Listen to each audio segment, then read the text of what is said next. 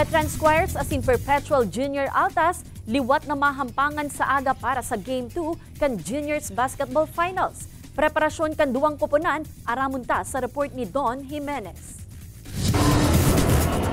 Pursigido makabawi ang Perpetual Junior Altas sa Finals Game 2 kan NCAA Season 99 Juniors Basketball Tournament, makalisin da daugon kan Letran Squires sa Finals Game 1 kung sa inagin dukot ang laban hasta sa halftime. Alagad na walat sindakan defending champion sa third quarter. Kulang po kami sa communication po talaga, so nagkanya-kanya po kami, so hindi po kami masyado nag-trust sa system. Lumabas po kami sa sistema namin, so babawi po kami next game and hopefully maayos po namin to sa ensayo. We just need to regroup lang. And I believe that we just need to go back to our fundamentals. I believe the boys didn't play yung ano talaga kanina, but I believe that we'll just go back in the next game. Ini man ang enot na pagkakataon sa historya kan Perpetual Junior Altas na makalaog sa NCAA Finals.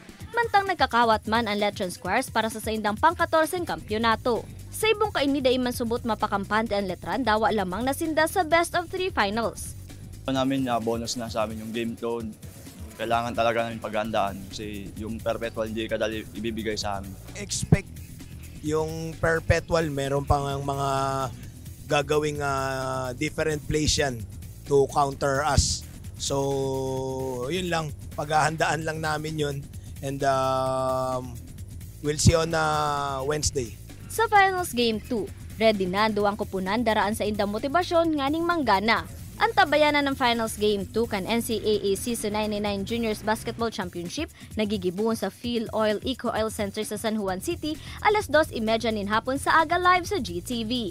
Madadalan man via live stream and battle for third kan San Sebastian Staglets asin Mapua Red Robins asin an individual award ceremony kung saan bibistuhon ang most valuable player kan torneo. Ini si Don Jimenez, Balitang Bicolandia.